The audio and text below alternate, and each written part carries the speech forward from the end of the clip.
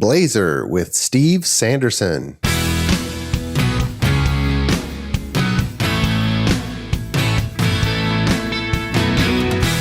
The Azure DevOps Podcast is a show for developers and DevOps professionals shipping software using Microsoft technologies. Each show brings you hard-hitting interviews with industry experts, innovating better methods, and sharing success stories. Listen on to learn how to increase quality, ship quickly, and operate well. And now your host, Jeffrey Palermo.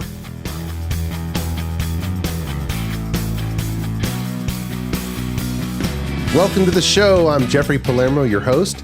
Make sure to check out www.azuredevops.show for past episodes and show notes. And I'm just continue to be super excited. People are taking me up on my offer to speak at your virtual user group meetings. It's a lot of fun. So many on my calendar already. But if you run a .NET user group, I'd love to get on your speaking schedule, whether it's .NET DevOps or whether it's Blazor architecture. And if you're tuning in for the first time, the Azure DevOps Podcast is for you, the developers who are shipping software with Microsoft technologies. And my goal for all of you is for you to be able to move fast, deliver quality, and run your software systems with confidence. And if you have some specific issues you'd like help with, well, that's what we do as a software architecture company at ClearMeasure. And let's get on with the show. Steve Sanderson is with us today, and he's a developer at Microsoft on the ASP.NET team, and he's the inventor of the first version of Blazor.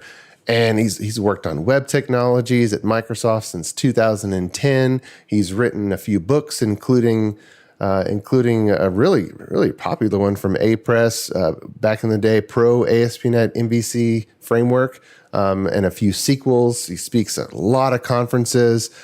He started the Knockout.js project and did a lot of work on the Azure Portal. He's been everywhere, and excited to have him on the show. Steve, welcome. How are you, sir? Thank you, Jeffrey. I'm very good, and it's really nice to be here chatting to you. Absolutely. Well, the industry is just absolutely buzzing, and I want to get into Blazor, but so many people have kind of gotten to know you through your work. But for those who haven't, what are some of the big milestones in your journey? How'd you end up at Microsoft, and any high points of your life as a developer? Oh, good question. Well, I started my software career working on an ASP.NET Web Forms application. So I was doing VB.NET on .NET 1.1, building a content management system as part of a very small company. And that was a great experience. I got to learn not only about the technology, but also just about, entrepreneurial life and doing customer support and all the trade-offs that you have to make in a small company. That was fun. I went through a few different companies. I did some contracting for a bit. I worked for Nokia for a while, building some online music service for them. And round about that time in 2007, 2008, ASP.NET MVC was coming onto the scene, and that was very exciting for people like me from a web forms background. And I was excited enough about it that I wanted to try and write a book, and that went really well. And as part of that process, I got to know quite a few of the team members at Microsoft. And so a year or two after that, I got an email out of the blue from Scott Hanselman saying, "Hey, haven't you thought about working for us yet?" And I hadn't really. But anyway, a very long recruitment process later, they finally found a way that I could do that. And yeah, so I went and worked on the ASP.NET team for a bit. And then I did the Azure Portal for a while, as you mentioned, and I've bounced around between a few different teams, but I am back with the ASP.NET group now and doing my first thing again, which is building web UI technologies. Awesome. And a lot of people probably don't know that, but your work on the Azure Portal, I mean, it's a framework in and of itself. And for anybody that puts something in Azure, they're using it and seeing how scalable that is. Tell us a little bit about that just before we go into Blazor, because that must have been a massive undertaking.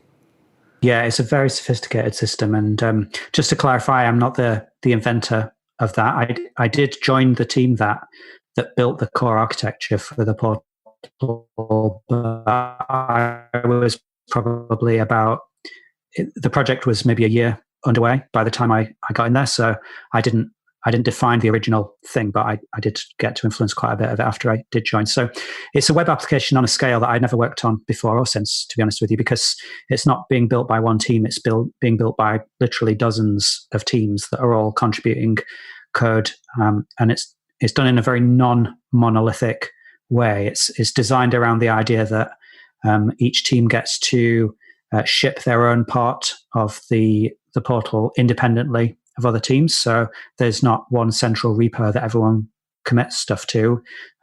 Each part of the UI is served from different places. So I think people call it what do they call it now? Like micro portal or something like that these days.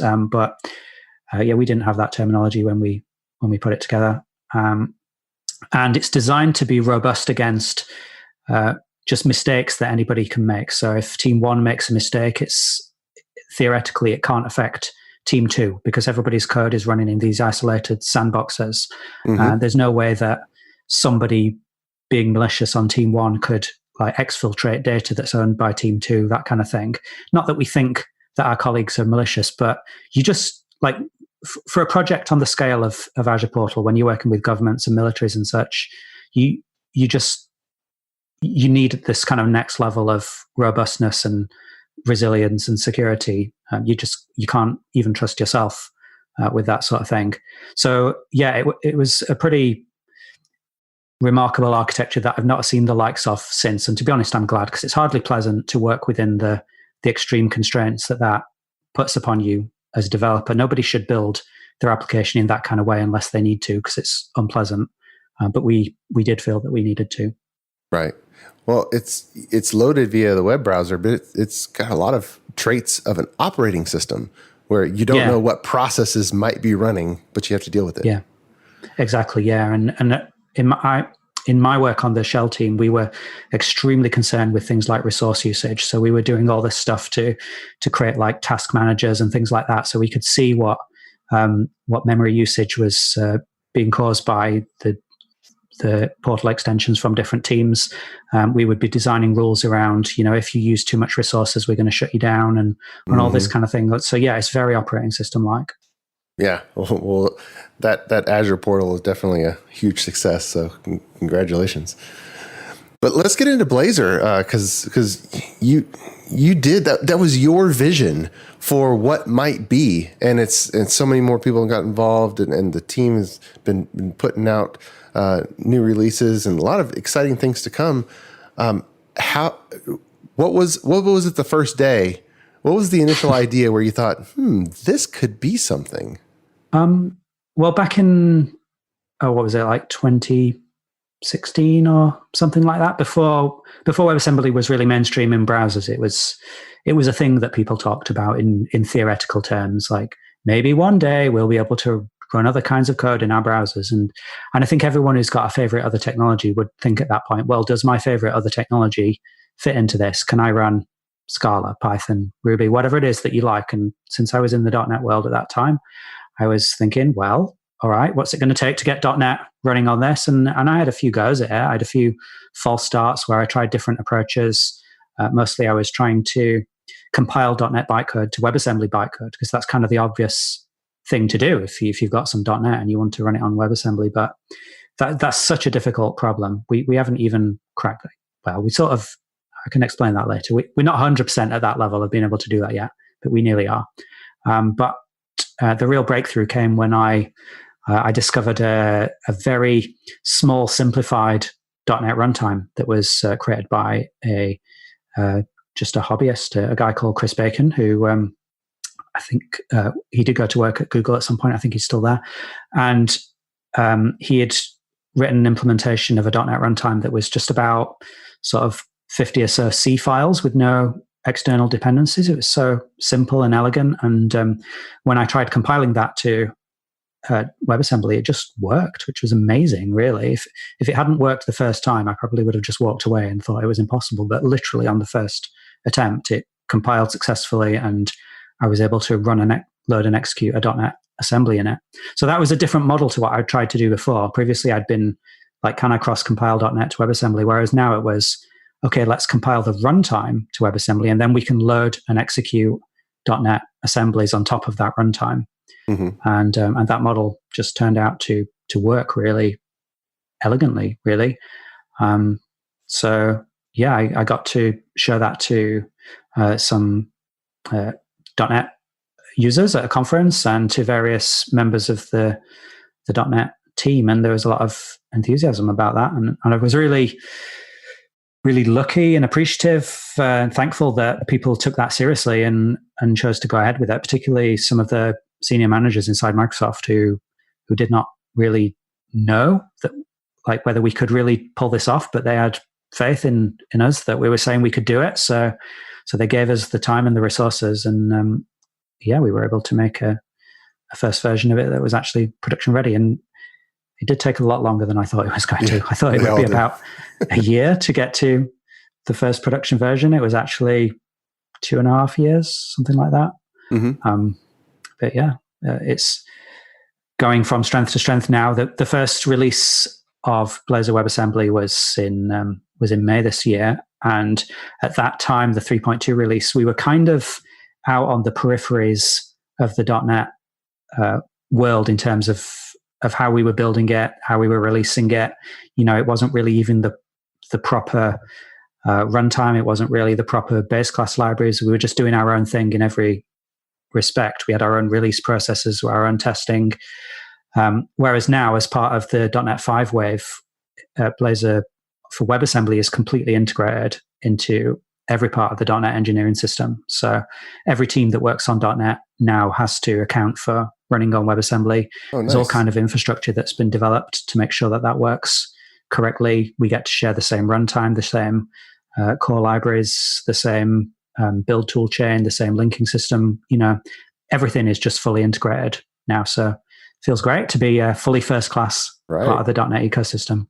Well, there's some different pieces because we have the ability to run a .NET app domain now in WebAssembly, and it's being integrated into normal .NET. But then we also have a new ASP.NET framework, a new way to put together a user interface. And even if a team didn't even care about WebAssembly at all, they have this thing that's still called Blazor. That's a different way of writing web applications. How do you think about that internally? Do you call it anything different? How do you reason differently about those? Yeah, so we use the word Blazor to refer to the UI framework. It's not a runtime. Blazor is not a way of running .NET code on WebAssembly. Blazor is just a UI framework. So Blazor doesn't require you to have WebAssembly.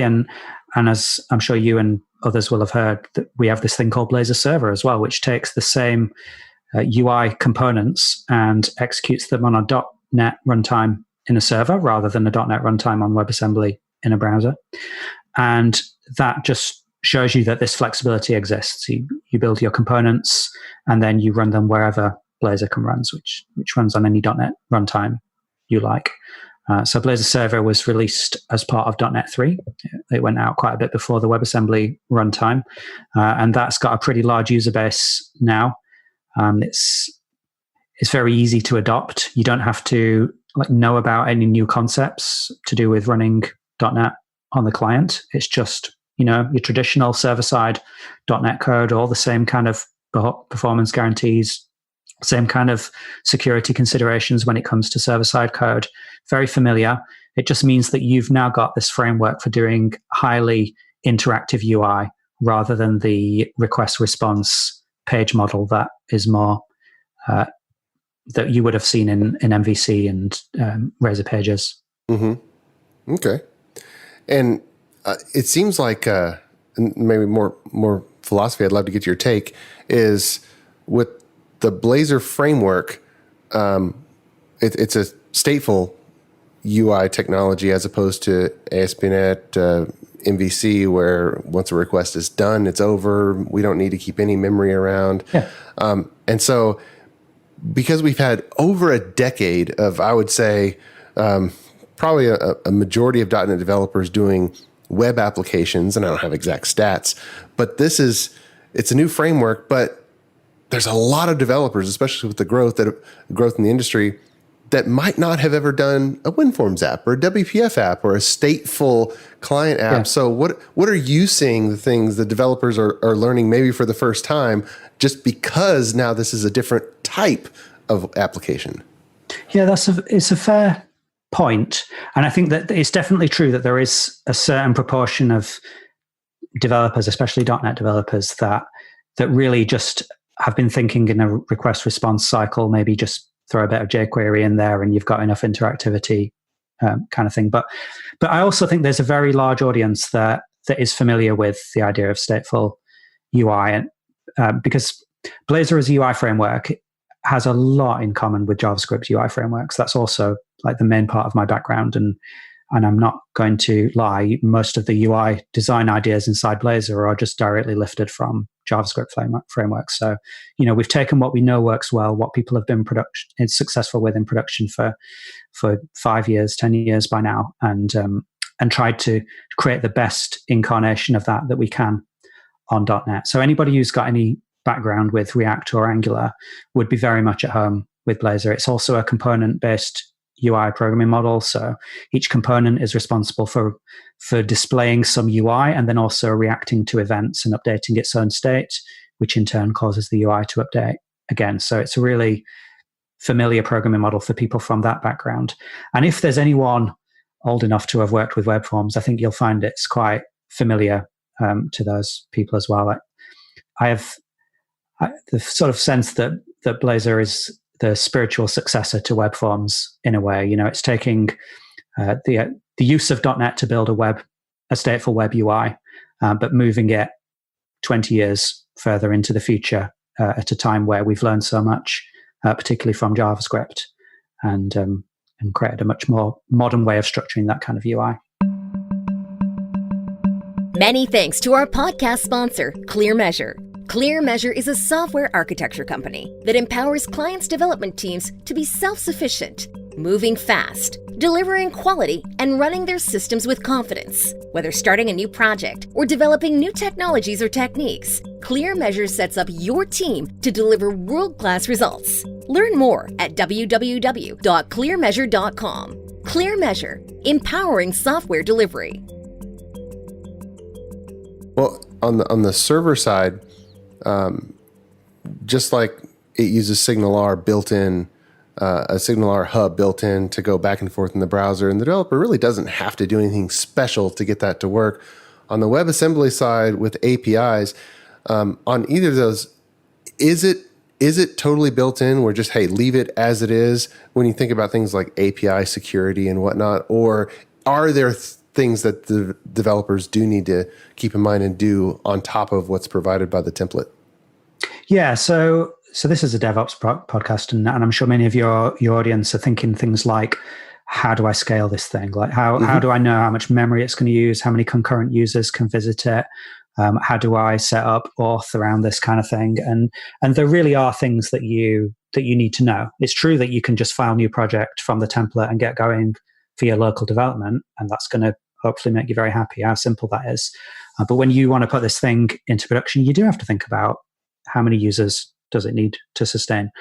One of the big difference between the executing server side and client side is who's paying for those resources. If you deploy to WebAssembly, then each user brings their own CPU and their own RAM, and for all you care, they can just leave it running in the background for 2 years. It doesn't matter to you. You're not paying for that.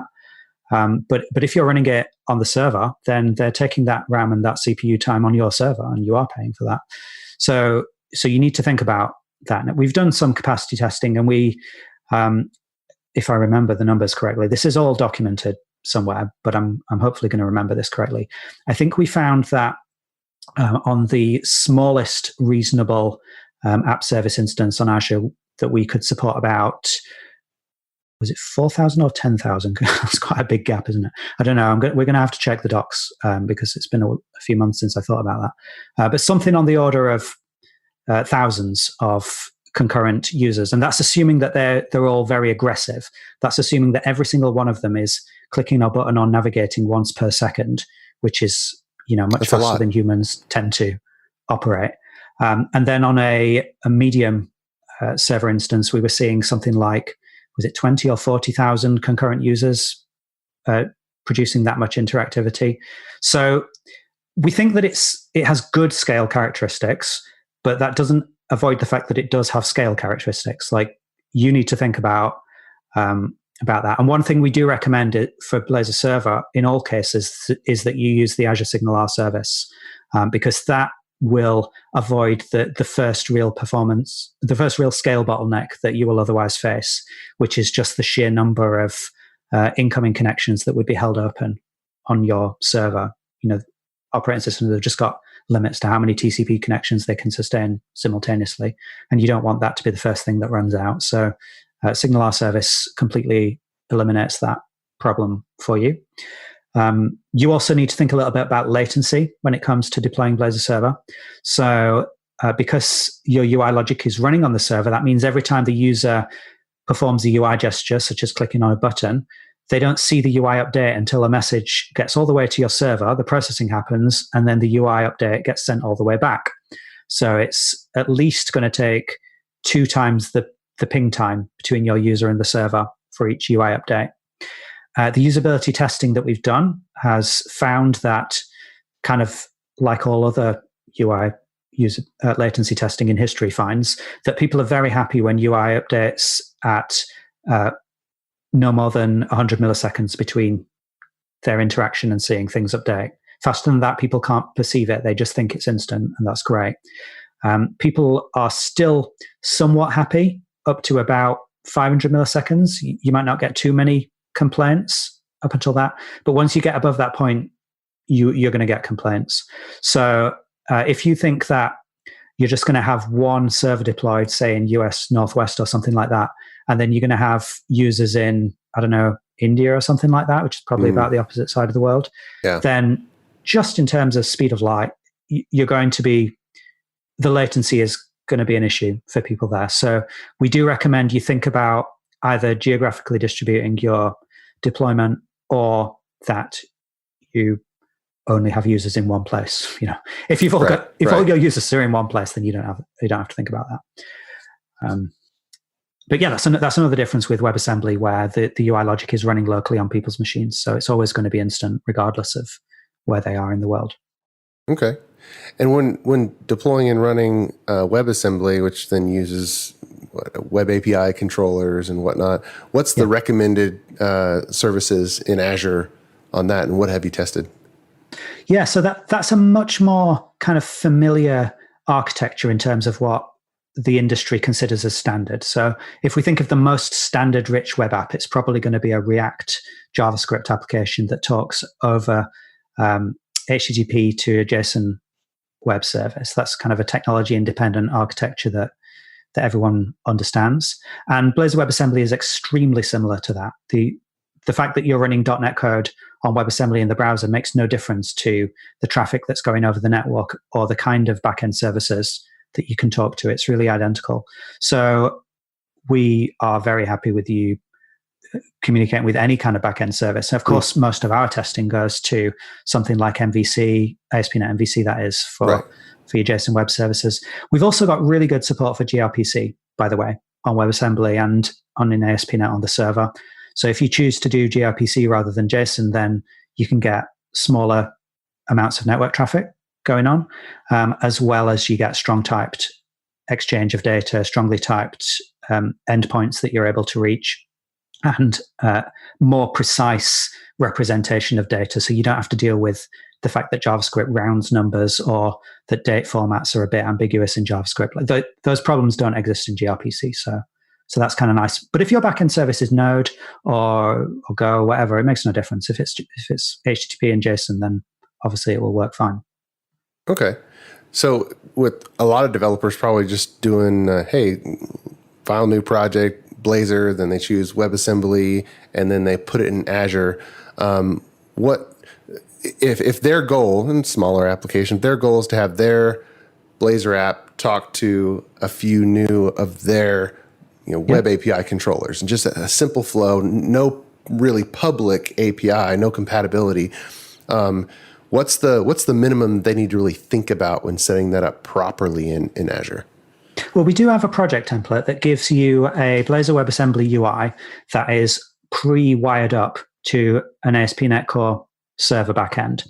And that project template also sets up for you things like auth if you want it. So if you want to use JSON Web Token-based authentication and an ASP.NET Core's built-in identity system, which deals with tracking people's user accounts and things like two-factor auth and all these things that are, awkward to set up and feel confident are really secure. Well, that project template will give you all that stuff out of the box. It also allows you to deploy your application atomically then, because when it comes to deployment, you don't have to deploy the client UI project at all. You just deploy the server project and it brings the UI with it. So once that server is deployed, people can visit it, they'll get the WebAssembly UI, and it'll also be wired up to talk to server-side backend services with auth as well. So that should be the most straightforward thing that we can make. Pretty automatic. Yeah, absolutely. If the scale of your application is such that one server is sufficient, then hopefully that's going to cover you really straightforwardly. Okay. And what would be the triggers to move to some of the other Azure services around API management? And I mean, you can do the slider and say, hey, I need multiple instances in my app service. But what would the catalyst be to where you say, you know what, we need to graduate and do something in addition to just an app service? Yeah, I guess it's mainly just a question of traffic and how much throughput you can manage in one server. The considerations that you have to deal with as soon as you've got more than one backend server are the same for Blazor WebAssembly as they would be for any other kind of JavaScript-based UI. Like, do you need to have client affinity so that the same user is always making requests to the same service? Is there any kind of statefulness that you need to think about? Do you have to do anything that coordinates state between multiple backend services? Do you want to have some kind of caching layer in front of your data services? It's really the same as for any kind of JavaScript UI. One Azure service that gets a lot of use with Blazor applications is App Insights. So you can just simply drop the App Insights script onto your page, and that should start doing a good job of exception tracking. We've made sure that the way that Blazor reports errors just feeds into App Insights by default, so you'll get all the exception information and stack traces and such flowing through. When it comes to other Azure services, I don't know. My sense is that in most cases, you would probably have an HTTP front end in front of whatever other kind of Azure service you're using. So if you are using any kind of database, any data store, you're very unlikely to talk to it directly from the browser. You're probably going to go through an ASP.NET Core backend. But I suppose maybe something like blob stores you might want to directly interact with. But people know when and why they need to do that. So we've had a client that's with a new Blazor application and deployed it some different places, like for digital signage, with putting it on a screen powered by a Fire TV. And cool. with the WebSocket, it supports WebSockets, and this particular one was Blazor server side. Yeah. It just worked. And so with that, and then you're testing against Android and iOS, and presumably the new Duo form factors. Can you fast forward me? What are you actively working on now that maybe within the next year, different things, different runtime or different devices we can target soon? And what are you thinking? What are you aiming at going forward with Blazor? Sure. Yeah. Well, in terms of what we're working on right now, like today, we are just about finished with .NET 5. We are literally days away from being told that we can't make any more code changes. So we're kind of scrambling to merge all of our PRs before the doors shut on us. And the goals for Blazor in .NET 5 are really to expand the feature set to cover some of the most highly demanded customer requests. So that includes things like CSS isolation, so that each component in your application gets to have completely independent styling from other components, and you don't have to worry about styles leaking out from one place to another. We've got things like lazy loading, so different parts of your application can get loaded as the user navigates around. We had a big focus on performance. Probably the single biggest bit of feedback we had about Blazor WebAssembly in 3.2 was that people found lots of situations where the performance was inadequate. And there were some of those cases where we were able to say, oh yes, but the way you've written our application is causing the problem here. Let's show you how you should have done that. But there were also legit cases where the framework was just not a good fit for a reasonable thing that somebody wanted to do. So that's probably been my biggest focus over .NET 5. We've got some really good results on that. So the core rendering pipeline of Blazor is between 2 and 4 times faster on .NET 5 than it was on 3.2. That's due to optimizations within the framework as well as in the runtime. There are some cases where it's even more than 4 times faster. And then we've also got a UI virtualization feature now, which is one of my favorite features of .NET 5. And that means that you can have a massive user interface with, hundreds of thousands of elements in your list, and you don't pay any cost for the ones that are not actually on the screen. It's only rendering the stuff that you're seeing. So you can comfortably have a grid with hundreds of thousands of rows in it now, which you wouldn't have realistically wanted to do on 3.2. So that's what we're doing right now in 5.0. There are loads of other features, but I can't remember them all. And then going forwards after that, we're in the early parts of the .NET 6 planning at the moment. And I don't know what exactly is officially decided, and even the stuff I know about, I don't even know what I'm supposed to say or not say, but let's just YOLO and I'll sort of tell you what I know. We're very interested in the developer inner loop speed. What I mean by that is when you make a change to your source code and then how much time does it take from changing your source code to seeing the updated UI in your browser? That means saving the file, having it pile, telling the browser to reload, and everything starting up again. We want to make that really fast. We want to get that down to the sort of like 1 second-ish kind of time frame, because people tell us right now that they have like 10, 15, 30-second turnarounds on their code changes. So we're investing a lot in trying to make that better. We're also interested in other kinds of form factors that Blazor could be applied to. We've had a pretty long-running experiment with Blazor and Electron, where people have wanted to create cross-platform desktop applications with Blazor, and we've got a sample that's been publicly available for a long time now. So you can already do this if you want to, but we were not offering any support for that, and we were not really investing in it. But it is quite possible that would be one of the features in .NET 6. It's certainly not confirmed yet, but it's something we're thinking about. And there's other features that customers are asked for that we just still didn't manage to get to in .NET 5. So obviously that will be an area that we're coming back to. Oh, ahead of time compilation. Yeah. Sorry, I forgot to mention one of the biggest things that we will do for performance on WebAssembly is the thing that I said right at the beginning of this talk I never managed to do, which is directly transpile the .NET bytecode to WebAssembly bytecode so that we're not having to go through an interpreted runtime. That's a huge engineering task. Most of that has already been done, but it's not done enough to call production ready in 5.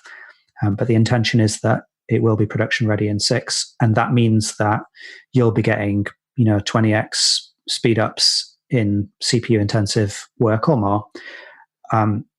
But that's a delicate bit of engineering as well. There are trade-offs to be made there. When you AOT compile your code, that's ahead of time compile your code, it tends to get bigger, and people don't want their applications to get bigger. So we have to make some really fine judgments about which parts of your code get AOT compiled and which parts stay interpreted to try and provide the optimal blend of execution speed with small download sizes. Okay. How close are we to being able to take a Blazor WebAssembly app and submit it to the, for example, iOS App Store? Well, my guess is that you could do that today if you want to by literally just running WebAssembly code inside a wrapper like Cordova, which lets you take arbitrary web technology and turn it into a mobile app. So you could absolutely do that right now. It's possible that we could provide some fancier technology that makes this better, because Xamarin already has a way of running .NET code on iOS devices that's fully AOT compiled. It's not running on WebAssembly. It's not an interpreter. It's just like truly AOT compiled, and so the performance is excellent. So I guess the ideal product there would be a way of doing Blazor UI on mobile devices with full AOT compilation via the Xamarin toolchain. So as for how close we are, well, I don't think there's anything that stops us from doing that. It's just a question of doing that. So, there's only so many people to work on this stuff, and they are all doing other stuff, at least in .NET 5. Depending on customer demand, I guess we'll get to that sooner or later. Okay. So for right now, developers would do a Xcode or Xamarin shell and then just use a web browser control to load a URL, which would happen to be Blazor WebAssembly. Yeah, that would be the kind of production supported way of doing it. There is, however, an experimental project that we've got going on at the moment called Mobile Blazor Bindings, which is a way of taking the Blazor UI programming model, and instead of rendering to HTML, you can render native UI elements for whatever operating system you're on. So if you were to use that, you can already use that today to create iOS, Android, Windows, and Mac applications using the native UI elements on each of those operating systems.